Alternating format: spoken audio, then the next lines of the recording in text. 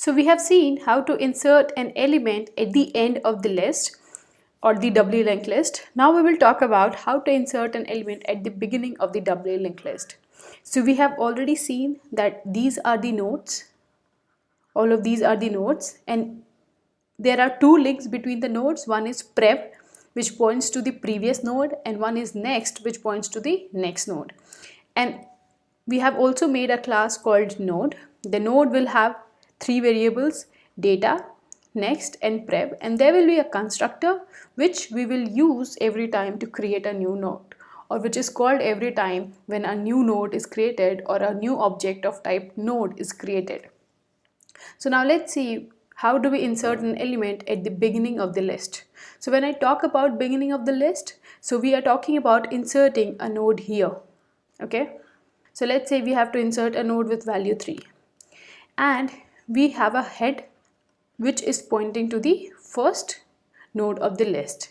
Here we have two options: first, that the list is empty, and second, that the list is not empty. So if the list is not empty, which means there is a list and there is a head which is pointing to the first node. So in this case, the list is not empty. So another case is that the list is empty. Now, how do we know that list is empty? So even before doing that, the very first thing that we have to do is, for inserting an element at the beginning of the list, is that first we have to create a node. For inserting a node, first the node has to be created. Whether the list is empty, not empty, a node has to be created. So let's create a new node. So how do we create a new node? Let's say the new node has name new node. New node is equivalent to new node 3. So as soon as this line gets executed, a new object is created through this constructor. The objects get initialized. The data will have value as 8, and the next and prev will point to null. So now a new node is created somewhere in the memory whose prev and next both are pointing to null. Okay, this is pointing to null. So a new node is created somewhere in the memory, prev and next both pointing to null. We somehow have to put this new node at the beginning of the list. So for putting this new node at the beginning of the list, what do we have to do? So let's see the scenarios first. So let's say first that the list is empty. Now how do we know that the list is empty? So if head is equivalent to null, which means head is not pointing to any particular node, there is no node in the list which head is pointing to. So if head is equivalent to null, we simply have to do head is equal to new node. So what happens in this case? A new node is created somewhere in the memory. There is no node in the list. This is the very first node of the list that is created. So we simply have to make our head point to this particular node, and this will be the first element of the list. Now let's say that the list is not empty, which is this case. So in this case, to put this particular node in front of the list, what we have to do is that we'll have to make the next, let's say this is new node, the next of this particular node should point to head, which is this particular node. The prev of head is pointing to this node, and the next of new node is pointing to head. After we have done this, we know that head should always point to the first element of the list. So we obviously have to update our head. So now head will start pointing to this particular node. So what are the operations that we have to do? If list is not empty, the next of new node dot next will point to head. Prev of head will point to new node, and we will update our head to new node. So this is how we can insert a node in the beginning of the doubly linked list when it's not empty, and when it's empty we have to do this thing. So this is for not empty, this is for empty. So now let's combine both of this. Now let's write a Java code for this and see how we can do this through the code. Now let's see the code for inserting the element in a list. We will start with insert at beginning. Before we do that, let's see the class that we will need for this. So we have a doubly linked list class. So obviously all the methods that has to be performed by doubly linked list, all the operations will be defined under the doubly linked list class. So here we have another class called node. So this node obviously is the class which is taking care of the nodes that we are forming. So here we have three variables. We have data, we have next for referring to the next node, and we have prev for referring to the previous node. And then we have this node constructor using this, which will be called every time when we create a new node. So every time when we create a new node, this constructor gets called and the value of data, next and prev is initialized. So the data is initialized as per the data we are passing, and next and prev are by default going to be null.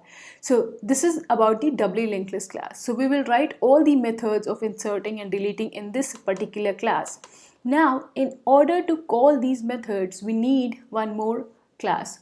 So we have created DLL main here. So whatever operation we have to perform, the operation will be called from this particular class, and the operations are defined in this particular class. So now let's say I want to create a list. So if you could see that here our head is null. In doubly linked list, initially we have put our head as null, which means that there is no node in the list, or the list is empty. So let's say we have an empty list and we want to insert a node 4.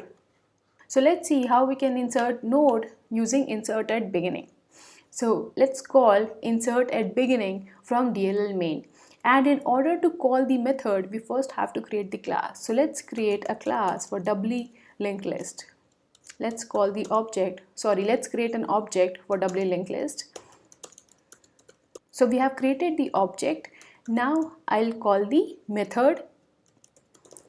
So I call the method and pass the parameter 4. So this 4 is the data that I want to insert. But as you can see, we are getting an error here because we haven't defined insert beg yet. So let's just write the method here, void insert beg int data. Okay, so we have done this. Now the very first thing we are going to do is, using this particular data, we are going to create a new node. So we will do node new node is equivalent to new node data. So as soon as this line gets executed, the constructor is called and a new node gets created. Now when we have to create a new node, we call this particular thing, we have created a new node. When we have to insert an element at the beginning of the list, we first check that if head is equivalent to null.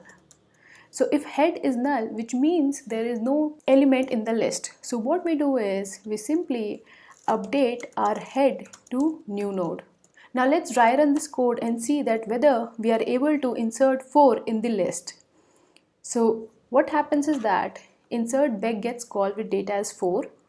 New node gets created. So let's say this new node is created somewhere in the memory with next as null and prev also as null.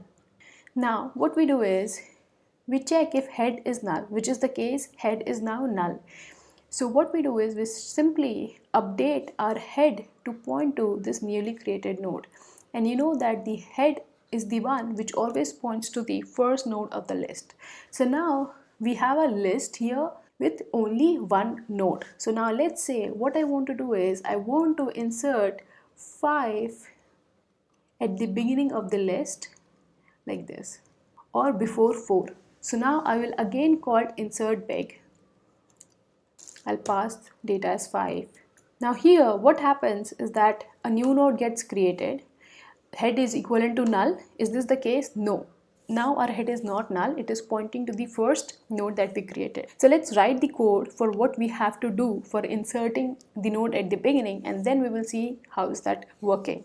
So we simply put the next of new node point to head, and the prev of the head points to the new node. So till now what has happened? Let's see. So we had 4 here. As soon as I created 5 was created somewhere in the memory.